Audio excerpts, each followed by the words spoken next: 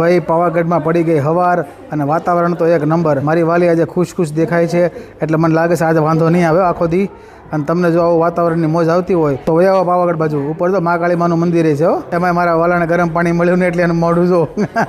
જય મારી મહાકાળીમાં. પછી સ્પેશિયલ છે ઉસળ ખાવા માટે થઈને વડોદરા ગયા. પછી મારો નાનો ભાઈ વડોદરા આવી ગયો તો એ બે માણસને લઈ અને વયા ગયા અમદાવાદ. અમદાવાદમાંથી એક બિઝનેસ મીટિંગ તમે જોવો છો ને આ બધું ટૂંક સમયમાં હમણાં આવશે. આપણી બધી પ્રોડક્ટ છે. ત્યાં પછી ભાઈ ગુજરાતી થાળી ખાધી. પછી એક ફિલ્મના શૂટિંગમાં જવાનું હતું તો નીકળી ગયા સીધા ભુજ કચ્છમાં. ભાઈ અને ભાઈ રોડ એટલે હાવ કાળો ડીબાંગો કોઈ ન મળે. આ ટ્રકની અહીંયા ઝાપટિયા કેમ બાંધતા છે તમને કોઈને ખબર છે? જો ભાઈ આ ખટારાની અંદર ખટારો જાય છે. પછી પહોંચી ગયા ભુજ.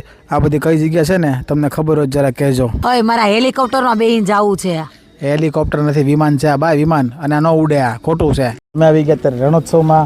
આ તમને હું નેક્સ્ટ વ્લોગમાં બતાવીશ. અને જો વ્લોગ જોવાની મજા આવતી હોય તો લાઈક અને શેર કરી દેજો. હાલો તો મળીએ નેક્સ્ટ વ્લોગમાં. રામે રામ.